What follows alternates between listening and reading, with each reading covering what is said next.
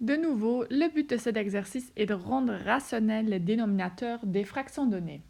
En appliquant l'approche des exemples précédents, nous amplifions dans un premier essai la première fraction par racine carrée de 7. Malheureusement, cette démarche ne mène pas au but visé. Évidemment, le dénominateur n'est pas rendu rationnel.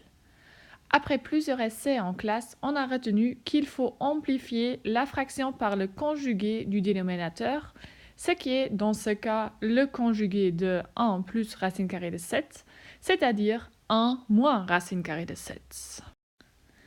Afin de supprimer correctement les parenthèses du dénominateur, nous appliquons la troisième identité remarquable d'après laquelle la forme développée du dénominateur est la différence des deux carrés de 1 et de racine carrée de 7, c'est-à-dire 1 moins 7, ce qui est égal à moins 6.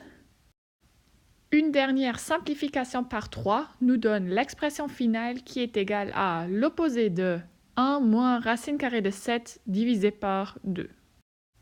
Avant de commencer, formulons deux remarques importantes pour le deuxième exemple.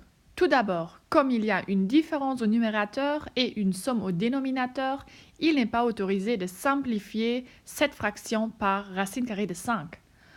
En outre, le numérateur et le dénominateur ne peuvent pas être réduits.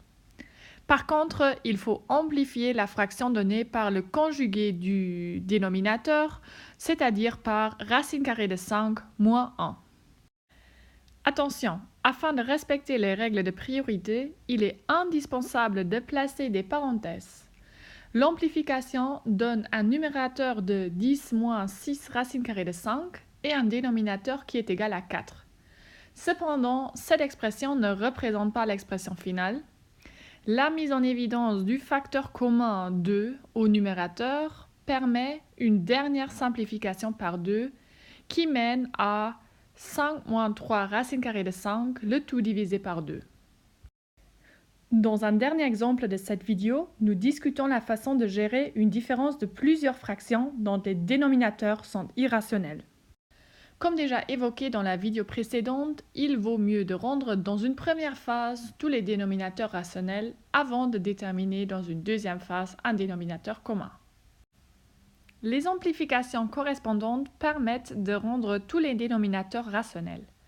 Néanmoins, certaines transformations permettent de faciliter les calculs à effectuer. D'une part, en vue d'une simplification ultérieure par 4 de la première fraction, nous mettons en évidence le facteur commun 4 au numérateur de cette première fraction. D'autre part, nous plaçons le signe négatif avant le trait de la deuxième fraction, ce qui transforme la différence en une somme. Finalement, il faut déterminer le dénominateur commun, qui est dans ce cas 5. Par la suite, nous ramenons les expressions données sur ce dénominateur commun en amplifiant les deux premières fractions par 5. Finalement, les manipulations correspondantes, c'est-à-dire développer et réduire le numérateur, mènent au résultat final qui est égal à 8 racine carrée de 5 sur 5.